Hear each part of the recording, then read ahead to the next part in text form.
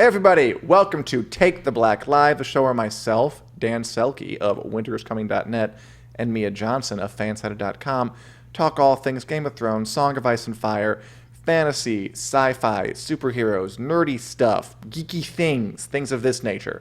Thanks everybody for coming. I see a lot of people in there today. Who's all here, Mia? We've got Freddie, we've got Julie, Martha, Deborah, Julie again. Hello to everyone. Yes, hello everybody.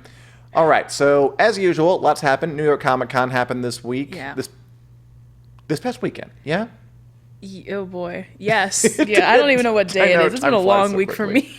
I mean, I was at a different con when that was going on. You went to a big press event this weekend. Yeah. We have cons coming up. Yeah. Talk a little bit about that. But first, I mean, I like trying to start these things off, at least start it off with a Game of Thrones, Song of Fire topic. And you know what? George R. Martin, author of Song of Fire, is in Chicago right now. Why isn't he right here? Why isn't he right here? Why don't we get that? That would have been amazing. All right, this show is canceled until he's back. No, we've got stuff to talk about. It's fine. I'm sure we do. But I mean, he's in Chicago to get a literary award, the Carl Sandburg Literary Award. I'm sure it's very prestigious. And wouldn't that be cool if we can get him into the studio? I know. Just like, I don't know how to lure him in here. Like, what do we, like free book writing consultation help? No, I mean, right obviously he desperately needs us to promote his new book, The Winds of Winter.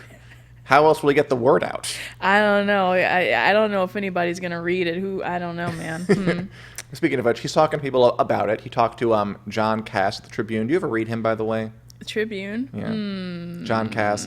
I think he's kind of pompous. But he interviewed, I've read his columns for a while. He interviewed George R. R. Martin, and, he kind of gave us an update about The Winds of Winter, that long and coming 6th book in his series. Yeah. Just kind of explain, we all know it's taken forever, since 2011, 8 years, and counting.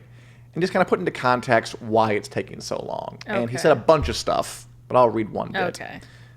There was a period where the show caught and passed me, and I hadn't anticipated that happening. So there was a tremendous amount of stress on me for a few years ago, when that was about to happen but hadn't happened yet. And I was desperately trying to finish wins and stay ahead, and it didn't work. The amount of stress that was on me at the time slowed me down rather than speeding me up. Now that the show is over, any stress in that regard is done, but of course we have 5 successor shows in various stages of development, and one of them has just finished shooting, the pilot episode in Northern Ireland, and another one's very close to getting a pilot order. I'm involved with all of those as well. His basic takeaway was, the reason it's taking a long time, according to him, is that he's involved in a lot of other things, which he is. Yeah. So here's it's not wrong.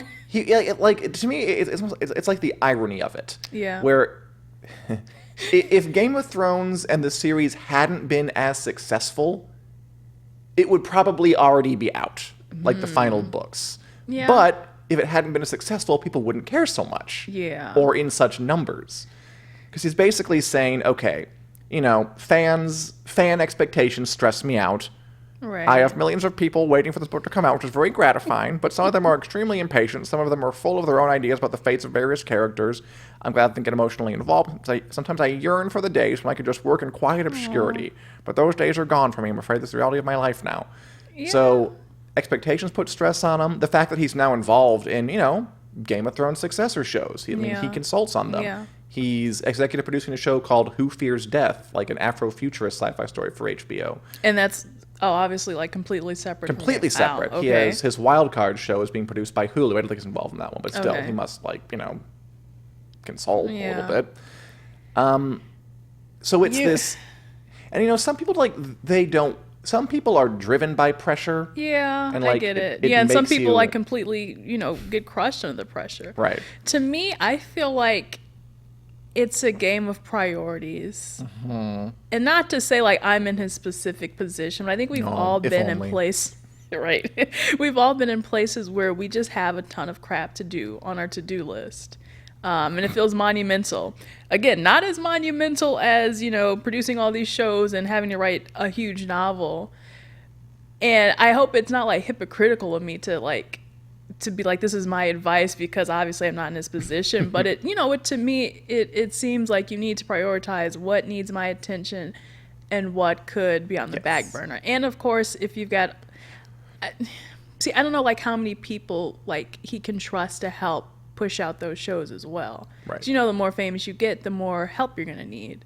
Very true. So if he needs some minions to do his work, which he sure. literally calls his assistants minions. Like that's not I'm not lying. That's what he calls them. Oh my gosh. I mean, he also started like a nonprofit foundation. Yeah. One of the things is like when you get famous, you have a bigger platform. Of course, you want to do more stuff. Yeah.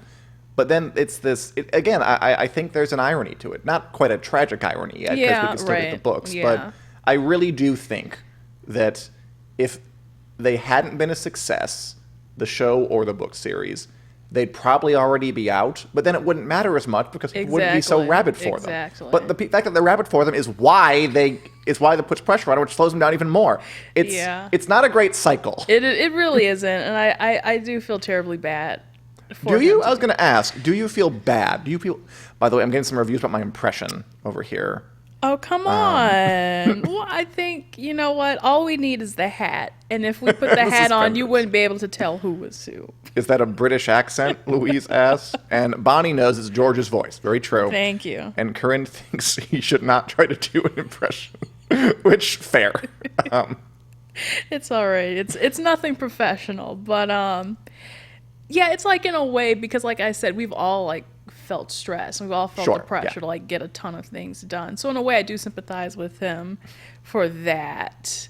But it's like, yeah, if you need to put some projects and like, I think right now the priority to me would be getting the rest of the books out, because that's what the fans want.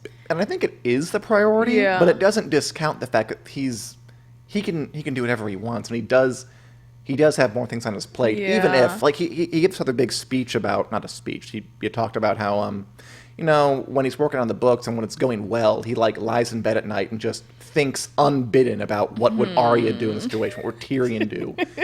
And, I mean, now he's lying in bed and thinking about, like, his nonprofit organization, just, like, not being able to not think about it.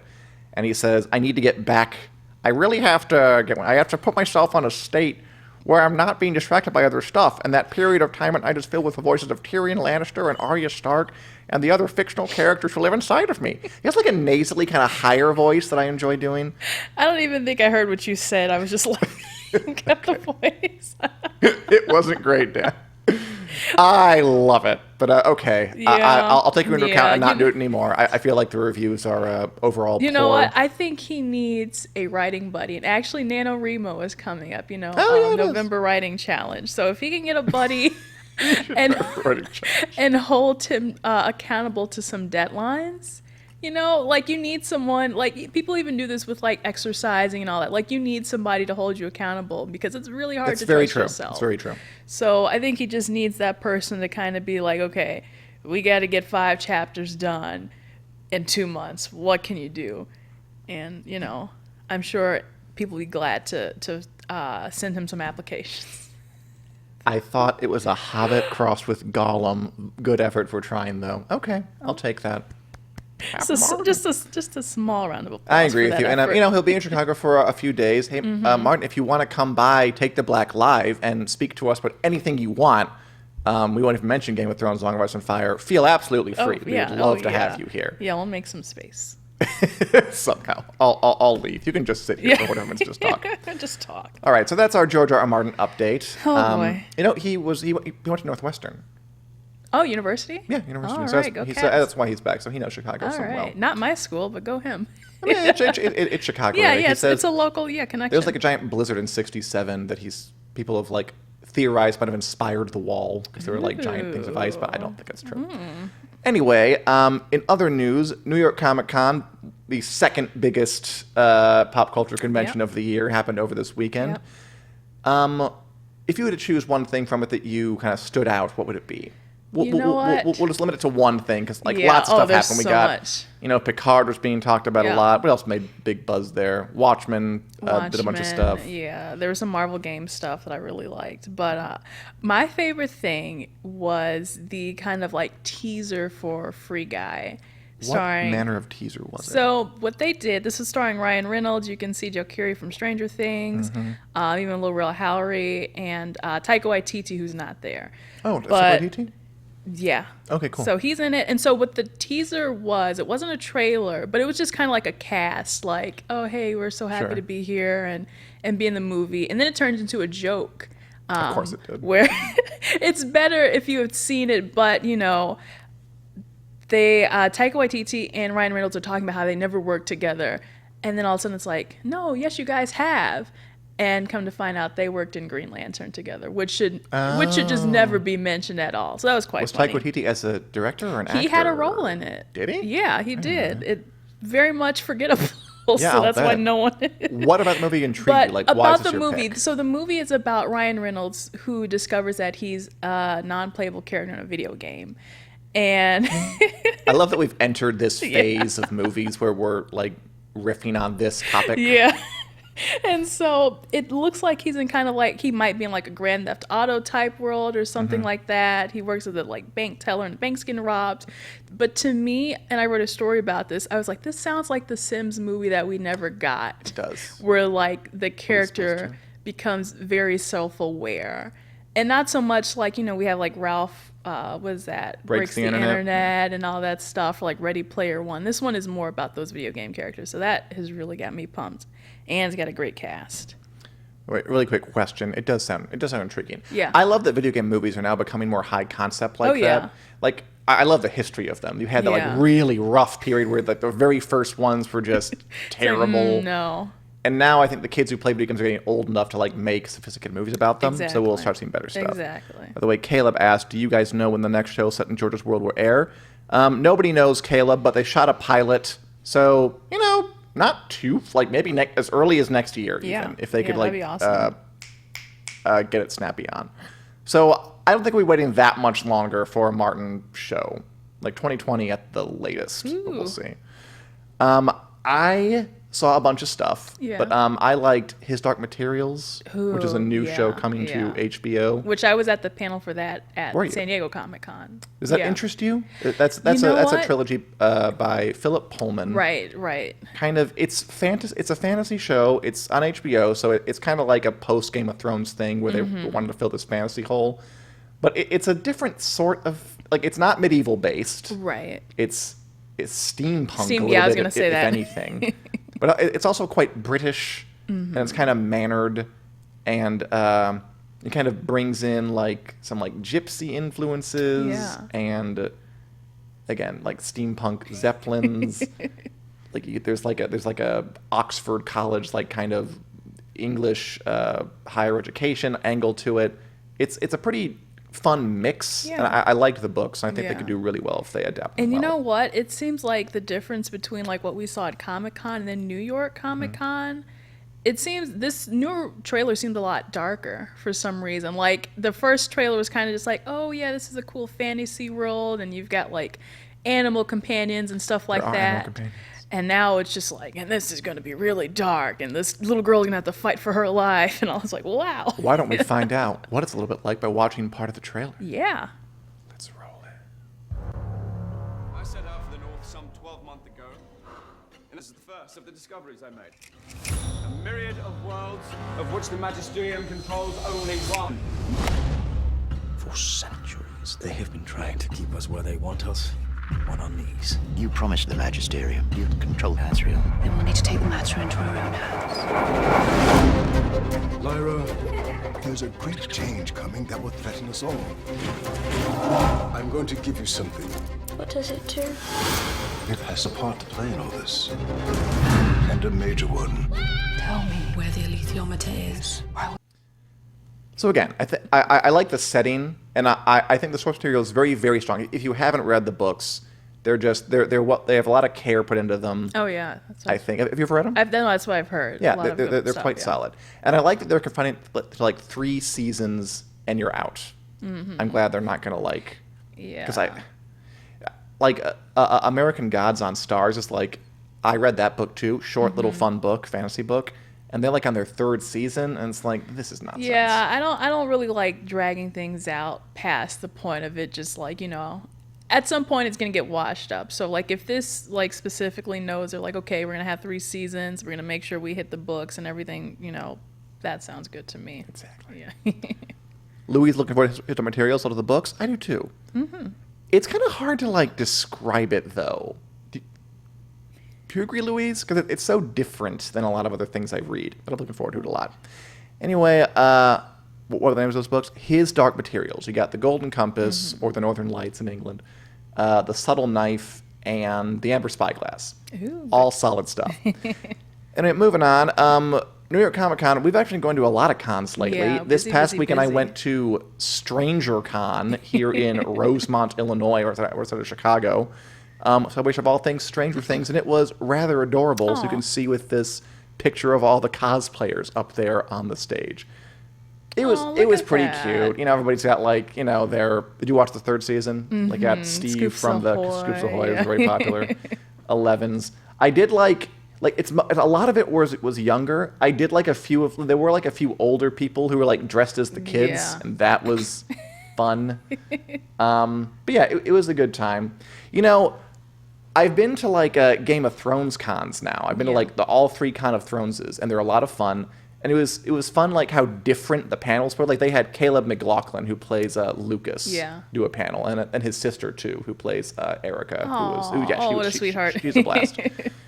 But I liked how in the game and that's my incredibly fuzzy, melty face picture of him on my phone. 10 out of 10 photography. It's my phone, okay?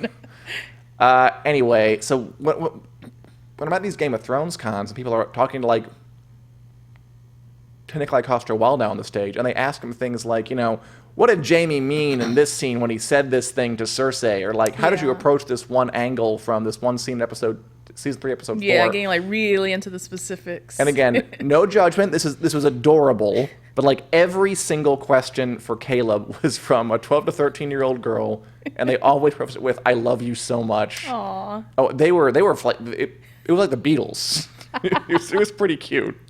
You know, obviously it skewed younger. Their parents put their kids there. It was fun though. Yeah. Oh, that's really nice. And you also went to a media event recently. Yeah, What'd you go to? and I'm so knocked out. So this past Monday, I went to a really big media event for all the Chicago NBC shows. So Chicago Fire, Chicago Med, Chicago PD. And so that right there, they had an interactive portion where you could like become basically a cast member on set. So that was like the Chicago Med portion.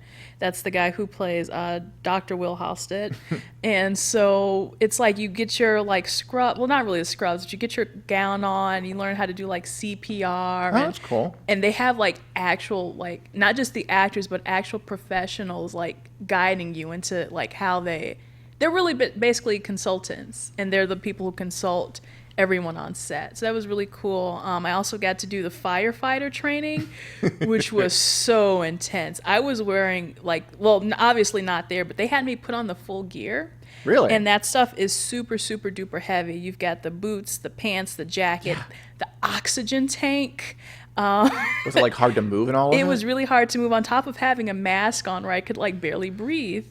So I was like, wow, this is a great simulation. Did they like have you put out a fire? Oh God, no, thank goodness, no. If you can see in the background, that weird thing, there's a body in the bed. So we had to do a rescue mission where you would go, you come into the apartment and you have to find the body without being able to see much, and then bring him out of the apartment. So there's that body. My team Did you rescued save him? Oh, good. I'm glad. in a record amount of time. We were like one of the best. So I have to brag a little bit about me and my other fellow journalists who worked together. But it was really fun just to interview the cast. It was pretty much all day, and I'll get some stories written up about that because they have a crossover episode coming up, which would be really cool. Anything stand out to you from the interviews? Did you learn anything juicy?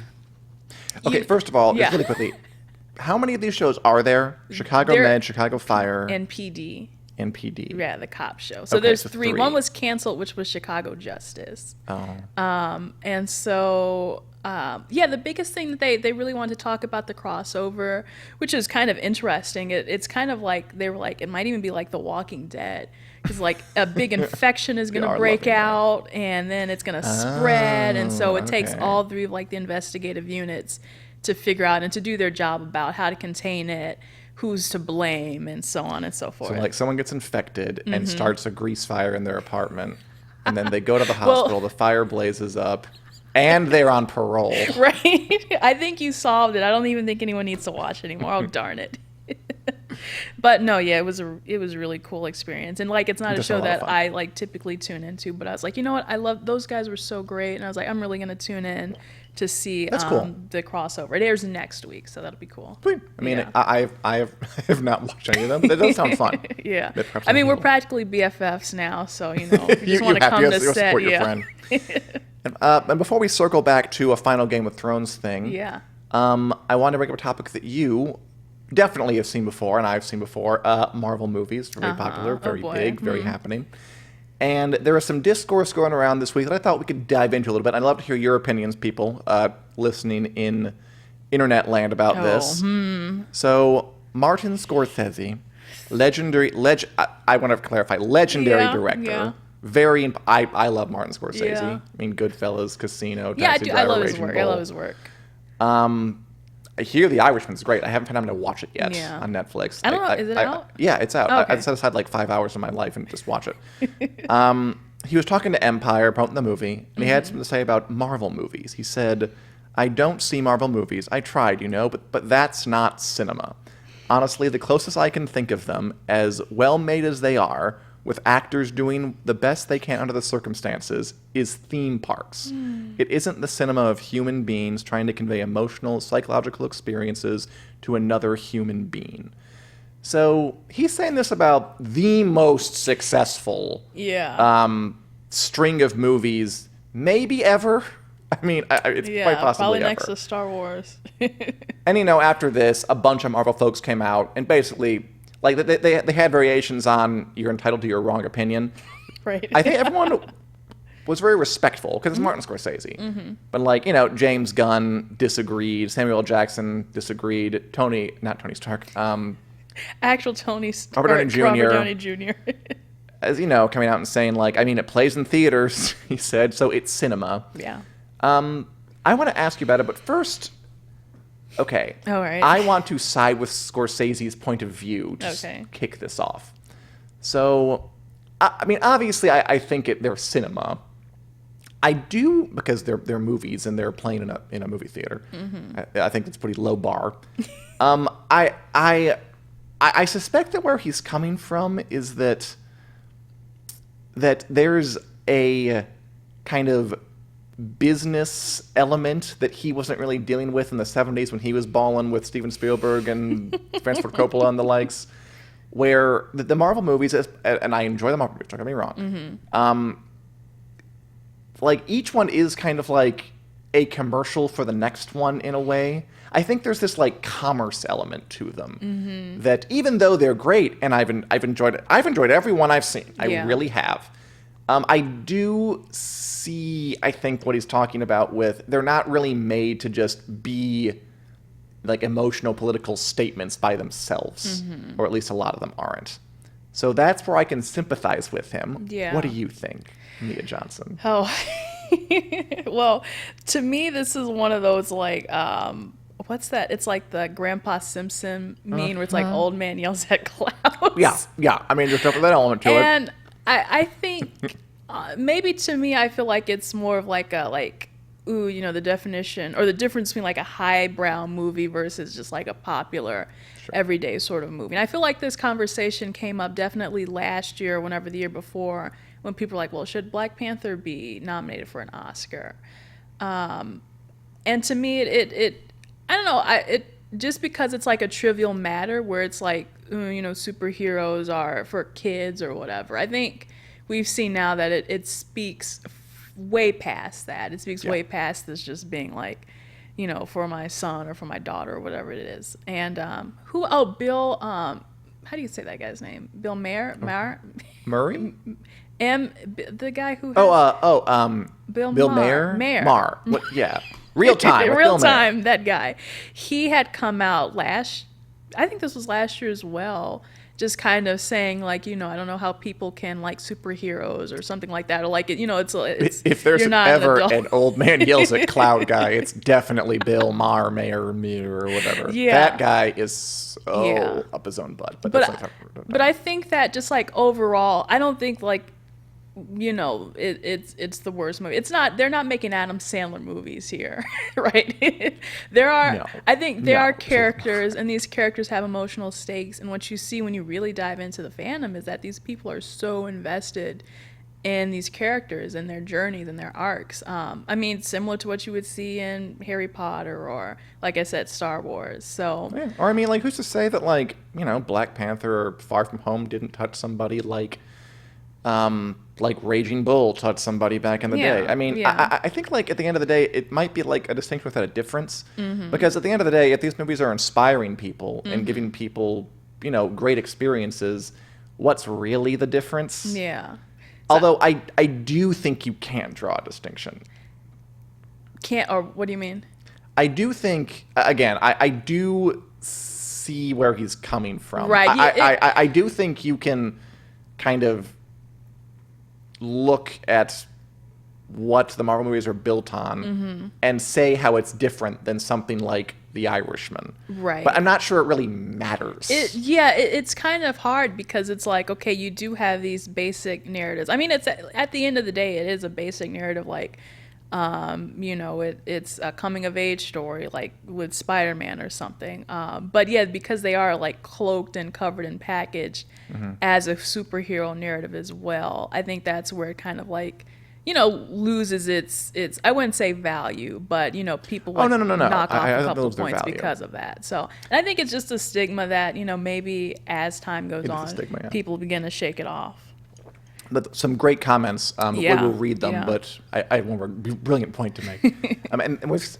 And then we're seeing things like Joker, which, by the way, is a Taxi Driver remake with a superhero.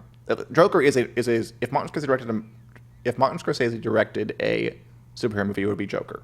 Like it's basically a carbon copy. That I want to get out to see that this weekend. Yeah, it was interesting, but it's weird because that is an attempt to like take a superhero movie and make it more like a Martin Scorsese type thing. Yeah. So I think there's still plenty of room for, I think I said this another time in the recent past, for superhero things to grow out and become more than they are now. Yeah. By the way, let's read some of these comments because you guys are being very subtle and very intelligent. Julie says, Marvel has a selective audience, but they are still movies. Yes, true. I get where he's coming from, though. I agree with you, Julie. I think we're on the same page. Right. And Louise says, I love Martin Scorsese and his films and Marvel too. Everything has their place, though. I can watch both. True. I suppose Marvel and now Star Wars are now a huge movie plan, whereas he does one-offs. It's different. Yeah, it's true. Each of the Marvel films do stand out. There is space for all of them. And I agree with that. Yeah. It's hard to, not admire Kevin Feige and company for what they've done. Oh, yeah. But I also love what Martin Scorsese does. I do, yeah. There's plenty of room for both of it. Times are changing with these movies and trying to build their universes and things. I don't want Scorsese's style to go. Like, I don't want it all to be like a giant shared universe epic plan thing. Yeah. I do want... There's a time and a place for that kind of stuff. Yeah. And it's like his movies are definitely not that type of thing. And it is... Okay. Do I have any other points about this before we can now move on to our final, easily most important segment of the episode?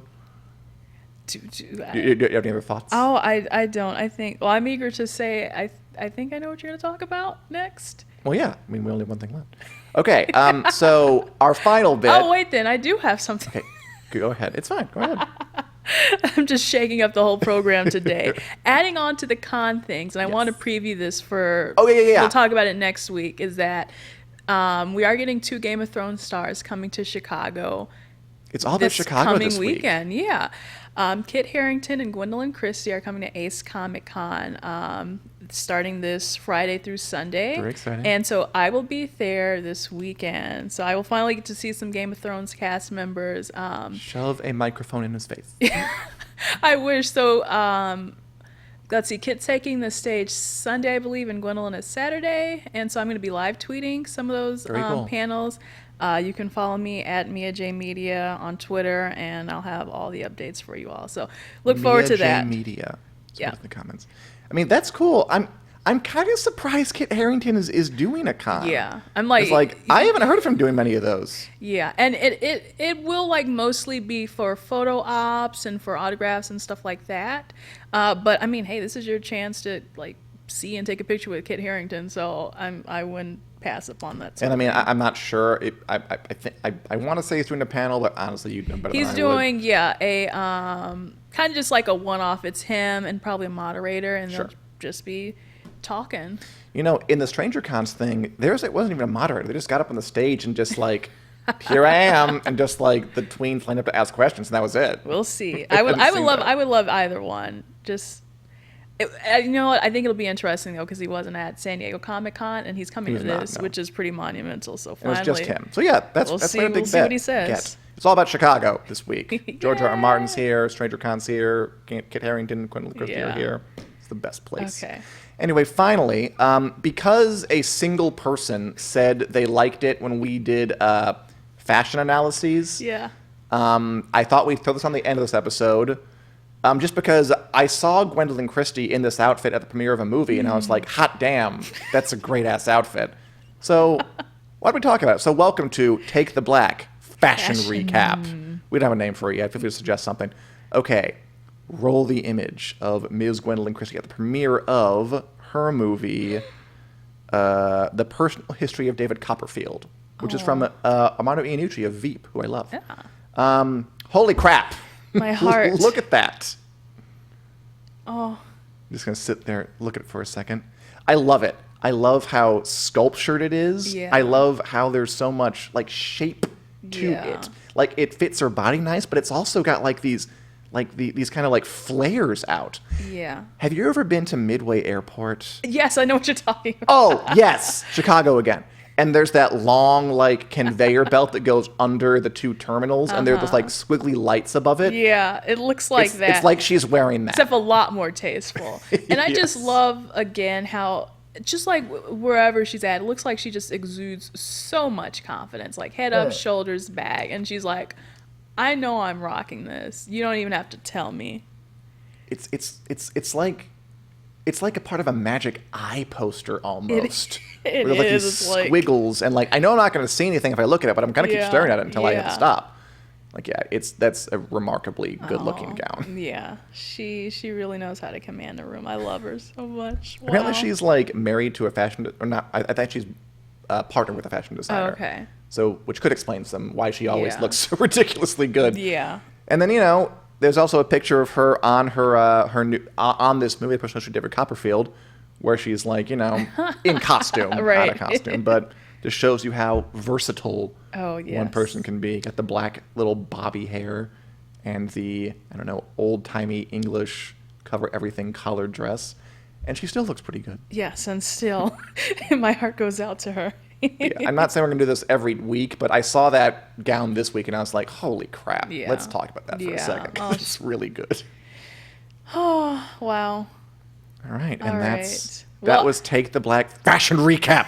Fashion moment. It's very aggressive, but it's fun. If anybody has a fun name for it, feel free to suggest it, because I don't know. I want some kind of pun, but I can't think of one. Yeah. Anyway, any other thoughts before we sign off? And again, a song Dan and Josh in hiatus. But have you started reading the book yet? You know what? What was that? You gave it to me like last week. Yeah, it must have been last week. Yeah. So no. If only I weren't so busy. I had a lot of stuff to do this weekend. I went to IKEA this weekend. I had to my dad built my stuff. So there's a lot of stuff going on. So like George R. R. Martin, though, or unlike him, I will find the time to get through this material. Okay, perfect. Love it. All right. Well, no, it happens. When that happens, we'll have a song of Dan and Mia back. Until then, we'll be back next week with more Song of Ice and Fire news, more Game of Thrones discussion, more fantasy and sci-fi forecasting and important information. We hope you'll join us here at 4 p.m. Central Standard Time on our Facebook page. Otherwise, there is we're available on iTunes, Google Play, where podcasts are sold or downloaded. And we'll talk to you soon. Bye, everybody. Bye. Bye-bye.